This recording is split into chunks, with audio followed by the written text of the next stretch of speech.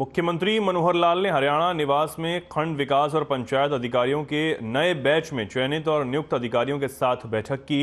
इस अवसर पर सीएम ने सभी अधिकारियों से एक एक कर परिचय किया और उनको ईमानदारी और पारदर्शी तरीके से काम करने के लिए प्रेरित किया है। बता दें कि खंड विकास पंचायत अधिकारियों के वर्ष 2023 के बैच में कुल 46 खंड विकास और पंचायत अधिकारियों का चयन हुआ है।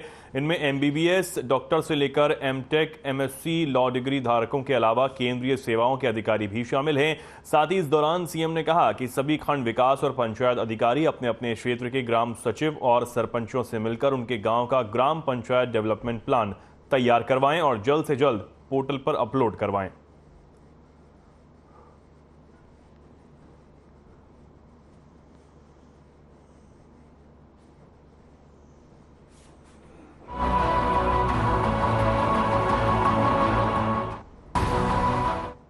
और अब बड़ी खबर पंचकुला से आपको बता दें, राज्य स्तरीय कार्यक्रम आयोजित किया जाएगा 8 मई को विश्व रेड क्रॉस दिवस पर।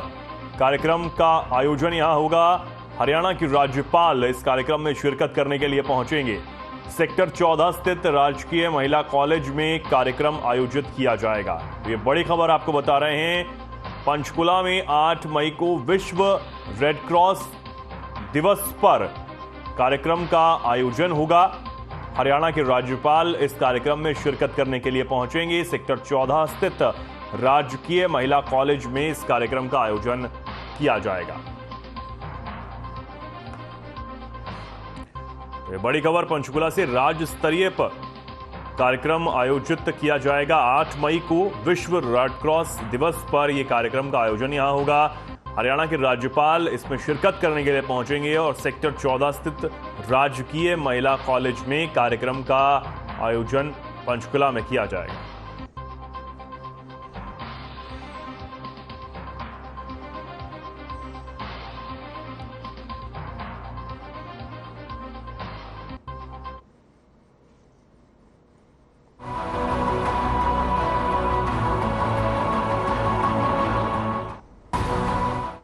मुख्यमंत्री मनोहर लाल ने राष्ट्रगान के रचयिता, नोबेल पुरस्कार विजेता रविंद्रनाथ टैगोर को उनकी जयंती पर नमन किया है।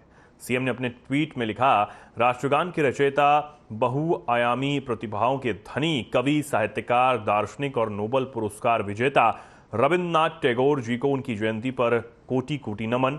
राष्ट्रभक्ति से परिपूर्ण उनकी कालजयी रचनाएं सदैव हमारा मार्गदर्शन करती रहेंगी।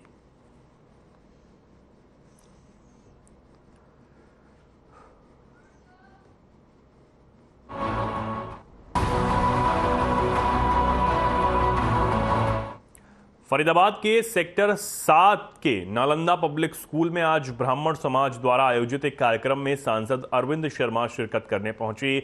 उन्होंने कहा कि भगवान परशुराम का जन्म उत्सव अक्षय तृतीया से शुरू होकर 1 महीने तक चलता है। पूरे 1 महीने देश में परशुराम जयंती मनाई जाती है। उन्होंने कहा कि मध्य प्रदेश में ब्राह्मण कल्याण बोर्ड बन चुका है, इसलिए हरियाणा सरकार को भी ब्राह्मण कल्याण बोर्ड बनाना चाहिए।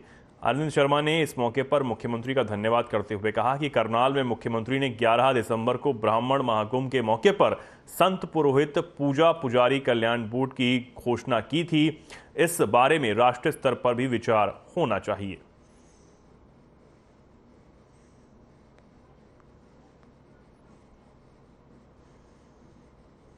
देखिए, भगवान परशुराम जी का जन्मोत्सव पूरा 1 महीना अक्षय तृतीया से शुरू होता है। 1 महीना प्रोग्राम चलता है पूरे देश में।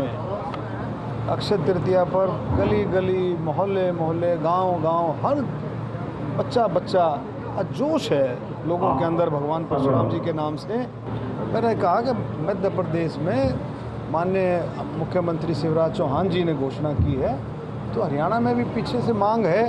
हमारी ये मांग है कि भाई हरियाणा में भी अगर हो जाए तो अच्छा है।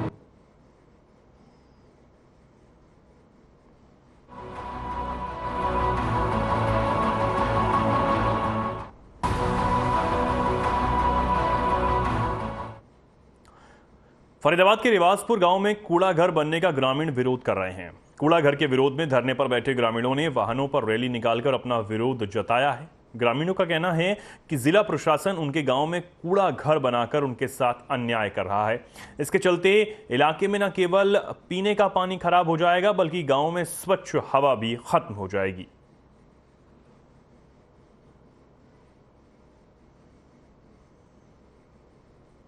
आज ये हमारा कूड़ा का जो यहाँ पे डंपिंग यार्ड बनाया जा रहा है, इसके विरोध में एक रैली निकाली जा रही है। यहाँ के लोगों को बहुत परेशानी है इससे। क्या चाहते हैं गांव वाले? गांव वाले चाहते हैं कि हमारे यहाँ पे कूड़ा ना दान बने, यहाँ कोई कॉलेज या कोई स्कूल या पार्क की कोई ऐसी चीज लाए। गांव वालों ने विधायक साहब को भी वो दिया है विज्ञापन, राजेश नागर जी को वो दिया है इसके विरोध में, और आज इसी के विरोध में ये रैली निकाली जा रही है। ये हमारे क्षेत्र में कूड़ादान बनना है, जिसके लिए हम लोग इसके विरुद्ध हैं और वो नहीं बनना चाहिए, हम उसके विरुद्ध हैं। फिल्टर पालने बहुत गलत करा है हमारे गांव में। कितने गांवों के आए हुए हैं लोग? ये 16 गांव के गांव आए हुए जो कि इसके विरोध में है। यहाँ पर कूड़ादान नहीं बनना चाहिए। हमारे यहाँ कूड़ा घर बनने जा रहा है जो कि जिसका हम विरोध कर रहे हैं। तो क्या है, ये कौन सा गांव है? हम रिवाजपुर गांव से हैं। तो ये क्या कहना है, रैली में हो आप? जी। तो ये रैली कहाँ जाएगी? ये ददसिया, मातपुर, लालपुर और रिवाजपुर, टिकावली, बादशाहपुर, टिकावली, गांवों के जो है लोग हैं। 16 गांवों के। ये रैली फरीदाबाद नगर निगम और प्रशासन के खिलाफ है, जो हमारे गांव रिवाजपुर के खेती की ज़मीन में डंपिंग यार्ड बनाने का जो कार्य कर रही है उसके विरोध में ये रैली है। और यहाँ के सभी 36 बिरादियों के लोग मिलजुल कर बड़े प्यार से ये रैली निकाल रहे हैं और डंपिंग यार्ड का विरोध कर रहे हैं। यहाँ का जो मंत्री है उससे मिले थे क्या गाँव वाले? हाँ जी, राजेश नागर जी से, कृष्णपाल जी से मिले थे और उन्होंने उनकी जो भाषा थी कि डंपिंग यार्ड यहीं पे गिरेगा, उसके विरोध में ये रैली चल रही है। और यहाँ के जो जनजीवन में जहर घोलने का काम जो प्रशासन कर रहा है उसके विरोध में ये रैली है। यहाँ के लोगों ने कसम खा ली है इस डंपिंग यार्ड को किसी भी कीमत पर नहीं डलने देंगे।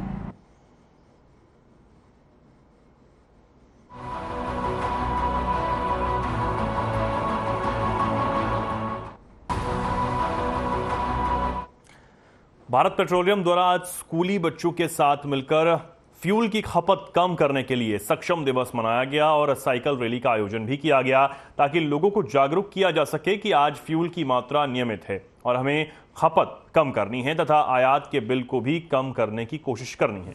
इस मौके पर भारत पेट्रोलियम के नॉर्थ हेड राजन नायर के अलावा मुख्य अतिथि के रूप में फरीदाबाद की मेयर सुमन बाला पहुंची, जहां उन्होंने साइकिल रैली को हरी झंडी दिखाकर रवाना किया ताकि लोगों को फ्यूल की खपत कम करने के लिए जागरूक किया जा सके और पर्यावरण भी दूषित होने से बच सके।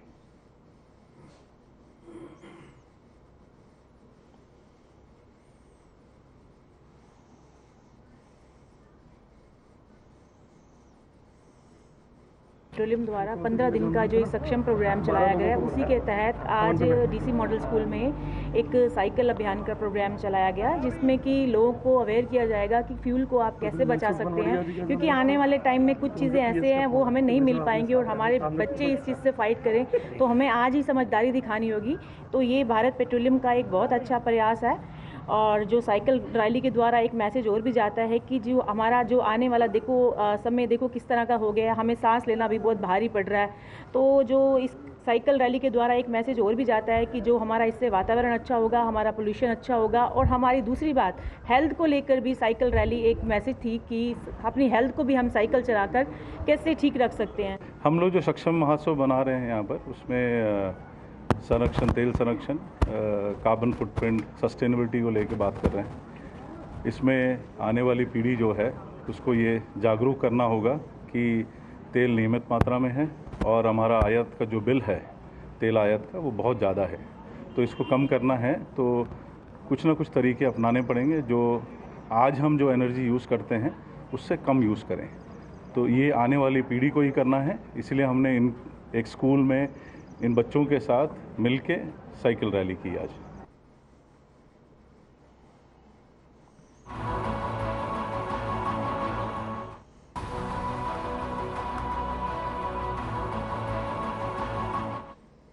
बड़कल विधानसभा की गांधी कॉलोनी के वार्ड नंबर 19 में सड़कों पर सीवर का पानी ओवरफ्लो और गंदगी से लोग काफी परेशान हैं। वार्ड 19 के लोगों का कहना है कि गांधी कॉलोनी में स्मार्ट सिटी की रोड बनाई जा रही है और पिछले कई सालों से ये काम अभी तक पूरा नहीं हुआ। स्मार्ट सिटी की सड़क जगह जगह से टूटी हुई है। कई बार विधायक और पार्षद से सड़क को पूरा करवाने के लिए कहा गया, लेकिन अभी तक रोड पूरी बनकर तैयार नहीं हो पाई। कॉलोनी के अंदर जगह जगह सीवर ओवरफ्लो होते रहते हैं। घरों का कूड़ा उठाने के लिए भी यहाँ कोई गाड़ी नहीं आती, इसलिए लोग कूड़ा पॉलिथीन में बांधकर खुले में ऐसे ही फेंक देते हैं, जिससे जगह जगह कूड़े का ढेर लग जाता है। लोगों का कहना है कि आसपास के लोगों ने पार्क के पास कूड़ा फेंकने का स्थान बना दिया है। कई बार सफाई के लिए नगर निगम के कर्मचारियों को बोला गया, फिर भी कोई कर्मचारी कूड़े को उठाने के लिए यहाँ नहीं आता। कूड़े की वजह से काफी बदबू आती है। कॉलोनी के बाहर बच्चों के खेलने के लिए पार्क बनाया गया है, लेकिन उसकी भी हालत ठीक नहीं है।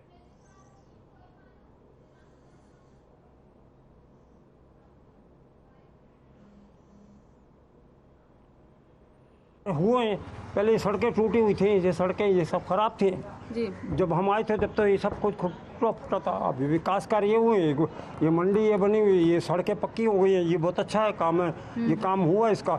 लेकिन फिलहाल जो है ये दो समस्याएं, एक ये सीवर की और एक कूड़े घर की समस्या है।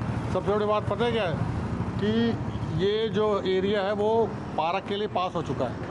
लेकिन अब क्यों नहीं बन रहा, क्या चक्कर है, ये तो वही गवर्नमेंट ही जानती है। तो बहुत परेशानी है यहाँ पे, और मच्छर ने तो बहुत परेशान करा घर के अंदर। आप खुद देख लीजिए, आप इस मार्ग में बहुत बुरा हाल है।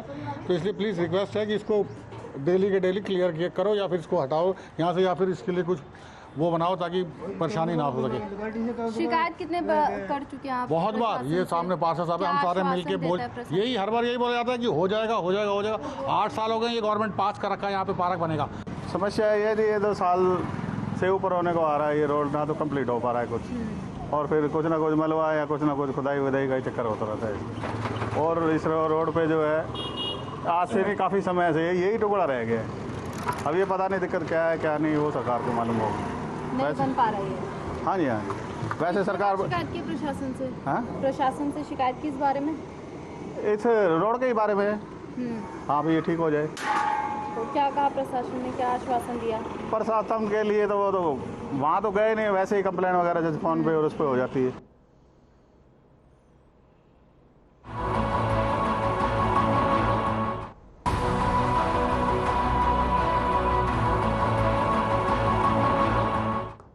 बल्लभगढ़ फ्लाईओवर के नीचे एक 55 से 60 वर्ष के बुजुर्ग व्यक्ति की मृत अवस्था में पुलिस को शव मिला। पुलिस ने शव को पोस्टमार्टम के लिए सिविल अस्पताल भिजवा दिया। बता दें कि बल्लभगढ़ बस स्टैंड की चौकी इंचार्ज सर्जन सिंह ने मृत व्यक्ति की जानकारी देते हुए बताया कि सुबह राहगीरों ने चौकी में आकर बताया कि एक वृद्ध व्यक्ति फ्लाईओवर के नीचे मृत पड़ा है। जब मौके पर जाकर पुलिस ने देखा कि एक 50 से 60 साल का बुजुर्ग व्यक्ति जो बस स्टैंड के पास फुटपाथ पर ही रहता था, उसकी अज्ञात बीमारी के कारण देर रात मौत हो गई। फिलहाल बुजुर्ग व्यक्ति की पहचान के लिए आसपास के लोगों से पूछताछ की जा रही है।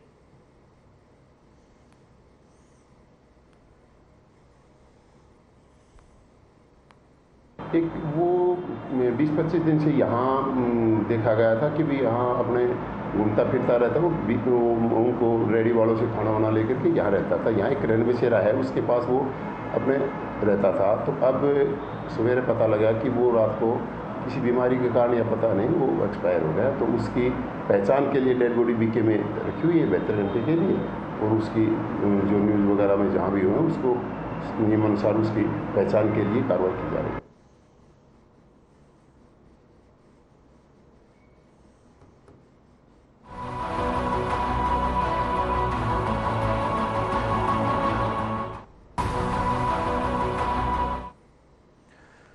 बल्लभगढ़ में बेमौसम बरसात की मार का असर अब सब्जियों पर भी देखने को मिल रहा है। सब्जी मंडी में सब्जियों के दाम ऊंचाइयों पर पहुंच गए हैं। भिंडी, तुरई, अदरक के दामों ने एक बार फिर से ऊंचाई छू ली है। सब्जी खरीदने पहुंचे ग्राहकों का कहना है कि महंगाई की मार का असर रसोई पर भी अब देखने को मिल रहा है।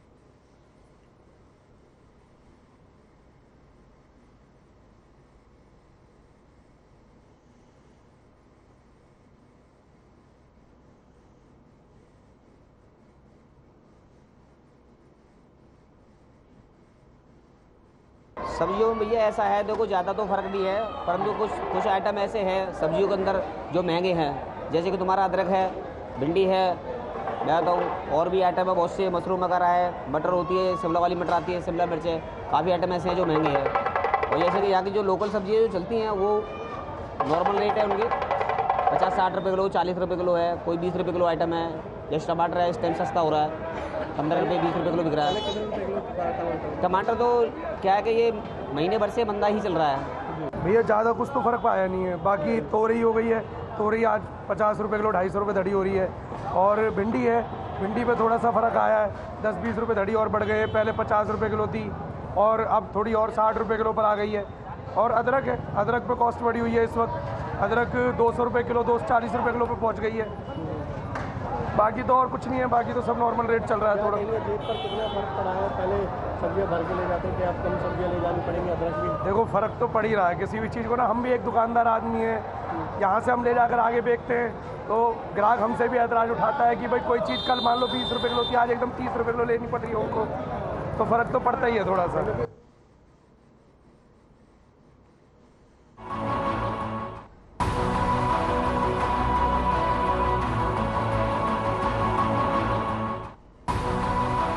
भारतीय कुश्ती महासंघ के अध्यक्ष ब्रजभूषण शरण सिंह की गिरफ्तारी के लिए पहलवानों का दिल्ली के जंतर मंतर पर धरना आज 15वें दिन भी जारी है। जंतर मंतर पर महापंचायत हो रही है जिसमें देश भर से खापे पहुंच रही हैं। जंतर मंतर पर किसान भी पहुंचे हैं, उनकी तैयारी लंबे धरने की है। रविवार को सुबह टिकरी बॉर्डर पर किसान नेताओं के साथ आई महिलाओं ने बैरिकेड्स हटा दिए थे। इसके बाद पुलिस ने इन्हें एंट्री की मंजूरी दे दी। इसके बाद किसान बसों और छोटी गाड़ियों से जंतर मंतर पहुंचे। किसान नेता राकेश टिकैत ने स्पष्ट किया कि हम शांतिपूर्वक महापंचायत कर रहे हैं। अगर पुलिस किसानों को हिरासत में लेकर थाने ले गई तो उसी थाने में महापंचायत होगी।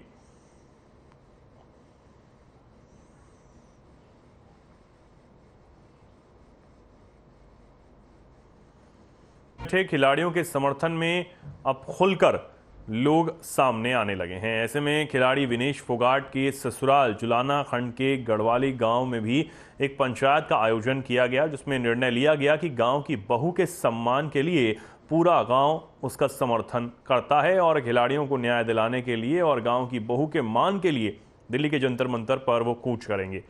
गांव की महिला सरपंच ने कहा कि उनके गांव की बहू अपने हक के लिए धरने पर बैठी है। ऐसे में हम सभी महिलाओं का फर्ज है कि उनका समर्थन करें और दिल्ली के जंतर मंतर पर जाकर बच्चों सहित बैठेंगे। और जब तक सरकार उनकी मांगों को पूरा नहीं करती तब तक ये संघर्ष ऐसे ही जारी रहेगा। वहीं ग्रामीण ने कहा कि सुप्रीम कोर्ट के हस्तक्षेप के बाद आरोपियों पर मुकदमा दर्ज हो पाया है, लेकिन सरकार उसको बचाने का प्रयास कर रही है। ऐसे में सरकार का वादा बेटी बचाओ बेटी पढ़ाओ पूरी तरह खोखला नजर आ रहा है।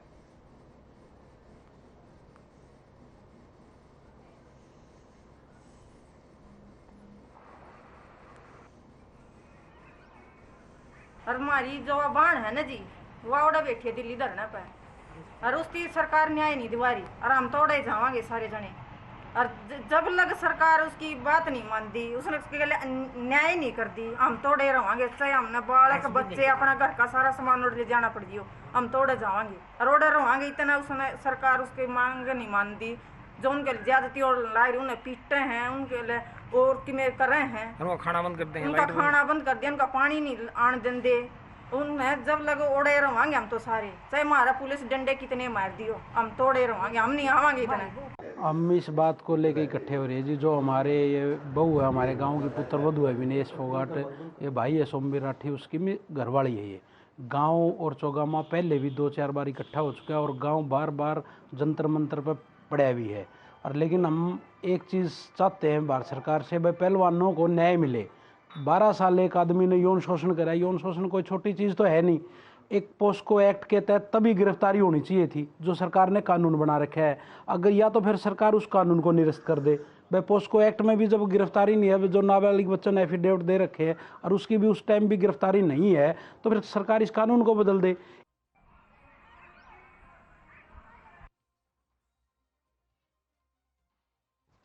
यमुनानगर में अलग अलग दलों के कार्यकर्ता प्रदेश के शिक्षा मंत्री कंवरपाल गुर्जर की मौजूदगी में बीजेपी में शामिल हुए।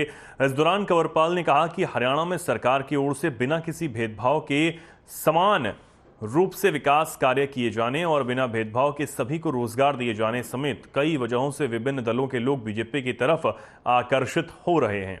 वहीं कंवरपाल गुर्जर ने बताया कि हरियाणा के मुख्यमंत्री मनोहर लाल 11 मई को यमुनानगर में 100 करोड़ की लागत से बनने वाले 200 बेड के अस्पताल का उद्घाटन करेंगे। उन्होंने कहा कि इसके बाद यमुनानगर में मेडिकल कॉलेज बनाने की प्रक्रिया भी शुरू होगी और डॉक्टरों के विभिन्न पदों को भरने की प्रक्रिया भी जारी है।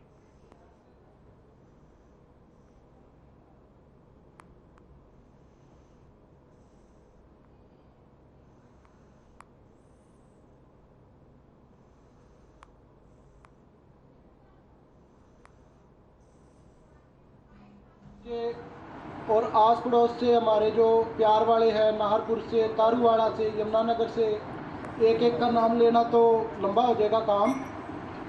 तो आप सबका यहाँ पहुँचने पर हम स्वागत करते हैं अपने बीजेपी परिवार की तरफ से। और आज से लगभग समझ लो कि 5-1 साल पहले जब इलेक्शन हुआ एमएलए का, तब मैं इस पार्टी से जुड़ा था। देखिए, बिल्कुल बेहुदा बात है कांग्रेस की। बजरंग दल के खिलाफ आज तक एक केस भी ऐसा नहीं है जहां उसने कोई तोड़फोड़ करी हो, आतंकी गतिविधियां करी हो। जिस आतंकी संगठन के बारे में बात कर रहे हो उसके साथ बजरंग दल की तुलना का कोई औचित्य नहीं है। और आज तक 3 बार हमारे संगठनों पे रोक लगी, लेकिन आज तक कभी भी किसी टाइम में भी 1947 से लेके आज तक कभी कोई भी सिद्ध नहीं कर सके, कोई भी गैर कानूनी गतिविधि सिद्ध नहीं कर सके। मैं समझता हूँ तुष्टिकरण के लिए शायद ये करना चाहते हैं, लेकिन उसके परिणाम इनको भुगतने पड़ेंगे।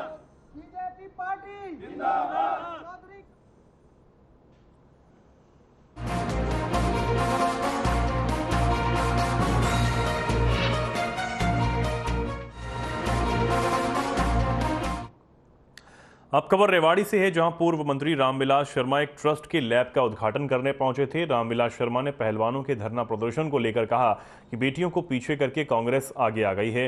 प्रियंका गांधी, दीपेंद्र हुड्डा सहित नरेंद्र मोदी को गाली देने वाली चंडाल चौकड़ी बेटियों की पीड़ा पर राजनीति कर रही है। रामविलास शर्मा से जब धरने पर बैठे पहलवानों की मांगों को लेकर पूछा गया तो उन्होंने जवाब न देते हुए कांग्रेस पर जुबानी हमला बोला। रामविलास शर्मा ने कहा कि कांग्रेस का इतिहास इतना गंदा है कि कांग्रेस इसे खुद नहीं बता सकती।